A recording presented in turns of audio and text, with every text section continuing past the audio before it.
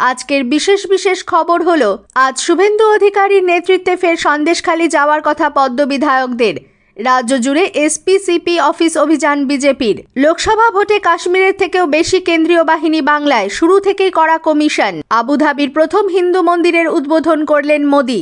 রাজ্যপাল সন্দেশখালী গেলে চোপড়া কেন যাবেন না? চোপড়া কাণ্ডে চাপ বাড়াচ্ছে তৃণমূল কংগ্রেস। হালকা বৃষ্টির সামান্য সম্ভাবনা দক্ষিণের 9 জেলায়, বাকি জেলায় মেঘলা আকাশ। আসছি বিস্তারিত খবরে। কোনটা অগ্রাধিকার সেটা বুঝতে হয়। সন্দেশখালী কাণ্ডে এবার বসিরহাটের সাংসদ নুসরাত জাহানকে নিশানা করল বঙ্গ বিজেপি। এক্স হ্যান্ডেলে পোস্ট দেওয়া হলো, সন্দেশখালীতে মহিলারা যখন নিজেদের সম্মানের জন্য লড়াই করছেন, তখন বসিরহাটে তৃণমূল সাংসদ ভ্যালেন্টাইন্স ডে পালন করছেন। সন্দেশখালী কাণ্ডে উত্তাল বঙ্গ রাজনীতি। পথে নেমেছে বিরোধীরা। বিজেপি আইন অমান্য কর্মসূচিকে কেন্দ্র করে রণক্ষেত্রের চেহারা নেয় বসিরহাট। পুলিশের সঙ্গে রীতিমতো খণ্ডযুদ্ধ বেঁধে যায় বিক্ষোভকারীদের। চলে ইট বৃষ্টি। পরিস্থিতি নিয়ন্ত্রণে আনতে লাঠিচার্জ করে পুলিশ। ফাটানো হয় কাঁদানো গ্যাসের শেল। এদিকে টাকিতে পুলিশের ধস্তাধস্তিতে যখন গুরুতর অসুস্থ হয়ে পড়েছেন রাজ্য সভাপতি সুকান্ত মজুমদার, তখন সন্দেশখালী কাণ্ডে বসিরহাটে তৃণমূল সাংসদ নুসরাত জাহানকে কাঠগড়ায় তুলল বঙ্গ বিজেপি।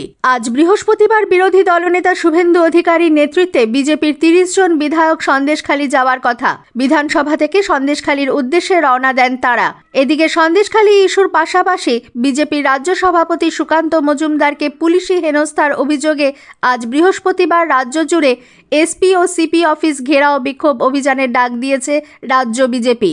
বঙ্গপদ্ম শিবিরের অভিযোগ, সন্দেশখালীতে গ্রামবাসীদের একাংশের ওপর যেভাবে অত্যাচার চলেছে এবং বিজেপি কর্মী সমর্থকদের গ্রেফতার করা হচ্ছে, তার প্রতিবাদেই আজ তারা পথে নামছে। পাশাপাশি সন্দেশখালীর বেতাজ বাদশা শেখ শাহজাহান এখনো অধরা। শেখ শাহজাহানের গ্রেফতারের দাবিও জানানো হবে। আজ রাজ্য জুড়ে পুলিশ সুপার এবং পুলিশ কমিশনারেটের অফিসে বিজেপির বিক্ষোভ সমাবেশের মাধ্যমে। এদিকে বুধবার টাকিতে বিজেপি রাজ্য সভাপতি সুকান্ত মজুমদারকে সন্দেশখালী যাওয়ার পথে এবং পুলিশি নির্যাতন করা হয়েছে, সেই অভিযোগেও সরব হবে বিজেপি বলে বিজেপি শিবির সূত্রের খবর। রাজ্যে লোকসভায় নির্বাচনকে শান্তিপূর্ণভাবে পরিচালনার জন্য বেনজির কেন্দ্রীয় বাহিনী মোতায়েন করা হচ্ছে। 920 কোম্পানি কেন্দ্রীয় বাহিনী মোতায়েন করা হচ্ছে বাংলার জন্য।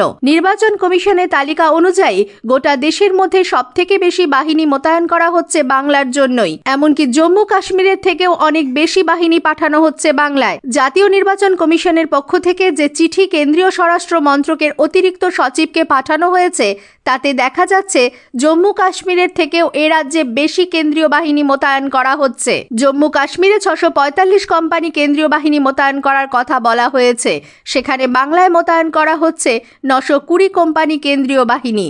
আবুধাবিতে বিএপিএস হিন্দু মন্দিরের উদ্বোধন করলেন প্রধানমন্ত্রী নরেন্দ্র মোদি। এটি আবুধাবির আমির শাহীর প্রথম হিন্দু মন্দির। এই মন্দিরের উদ্বোধনের পরই কাতারের উদ্দেশ্যে রওনা দেন প্রধানমন্ত্রী। আবুধাবির আবু মুরেই খাহতে 27 একর জমির ওপর তৈরি হয়েছে এই বিএপিএস মন্দির, যার পুরো নাম বোচা সোনওয়াসী অক্ষর পুরুষোত্তম স্বামীনারায়ণ সংস্থা মন্দির। 2019 সাল থেকে এই মন্দির নির্মাণের কাজ শুরু হয়।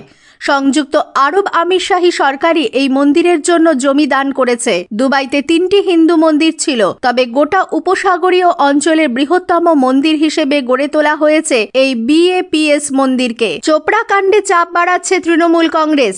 রাজ্যপাল সন্দেশখালী গেলে চোপড়া কেন যাবেন না, এই দাবি নিয়ে আজ রাজভবনে যাবে তৃণমূল কংগ্রেসের 12 সদস্যের প্রতিনিধি দল। উত্তর দিনাজপুরের চোপড়ার শিশু মৃত্যুর ঘটনায় রাজ্যপালের সময় চেয়েছিল তৃণমূল কংগ্রেস।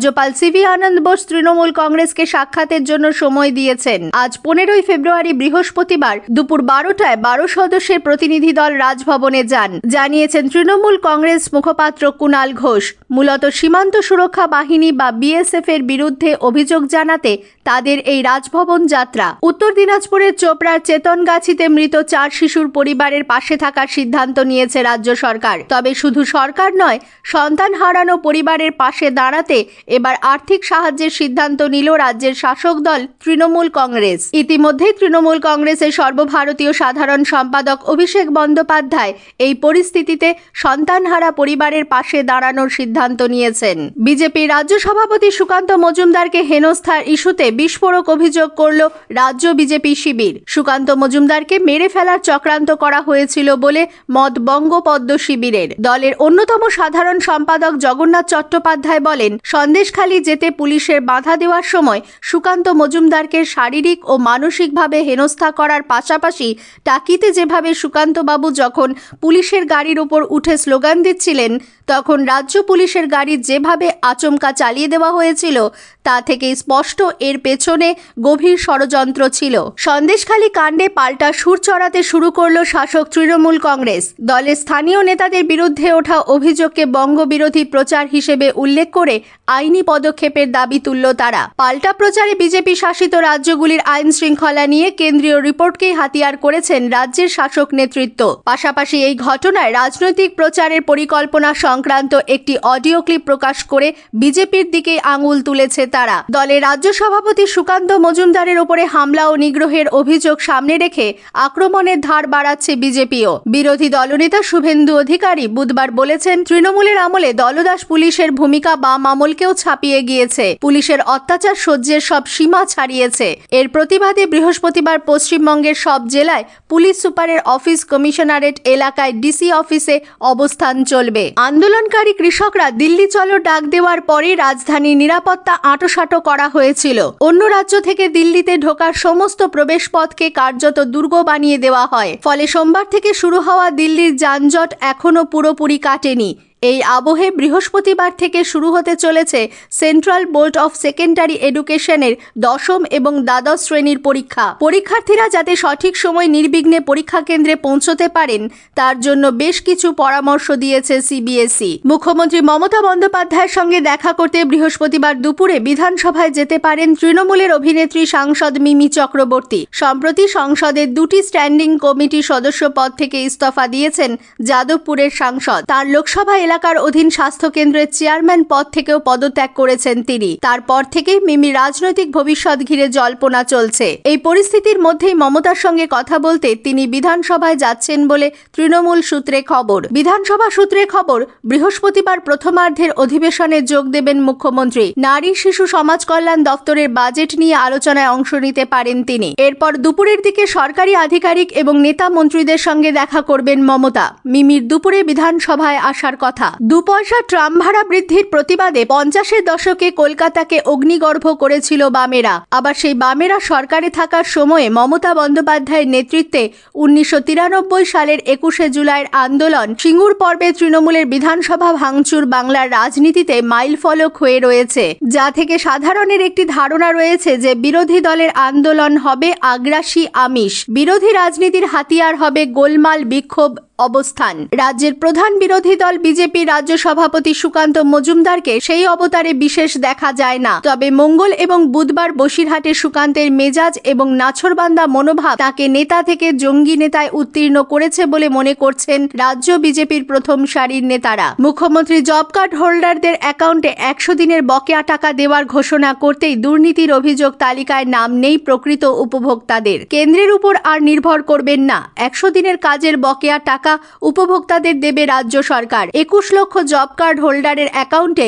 সরাসরি পৌঁছে যাবে টাকা, এমনটাই ঘোষণা করেছিলেন রাজ্যের মুখ্যমন্ত্রী মমতা বন্দ্যোপাধ্যায়। তারপরেই তালিকা অনুযায়ী শুরু হয়েছে সার্ভের কাজ।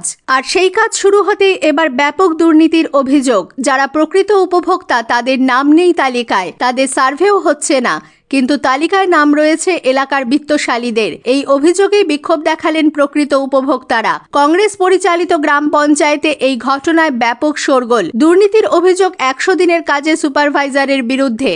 এমনকি বিক্ষোভকারীদের হুমকি দেওয়ার অভিযোগ ওই সুপারভাইজারের মেয়ের বিরুদ্ধে। দোকান থেকে কাপড় চুরির অভিযোগে গ্রেফতার তৃণমূলের পঞ্চায়েত সদস্য। সবংয়ের ঘটনা একেবারে নির্দিষ্ট করে বললে চাঞ্চল্যকর ঘটনাটি পশ্চিম মেদিনীপুর জেলার সবং থানার 11 নম্বর মোহার অঞ্চলের পূর্ব মোহার এলাকায় ঘটেছে। আর তারপর থেকে এলাকায় তীব্র চাঞ্চল্য। ধৃত পঞ্চায়েত সদস্যের নাম লালমোহন ভূঁইয়া, বাড়ি পূর্ব মোহার এলাকায়। আসছি আবহাওয়ার খবরে। উত্তরবঙ্গের দার্জিলিং ছাড়া আর কোথাও বৃষ্টির সম্ভাবনা নেই। আগামী 24 ঘন্টায় বজ্রবিদ্যুৎ সহ হালকা বৃষ্টির সামান্য সম্ভাবনা দক্ষিণবঙ্গের 9 জেলায়।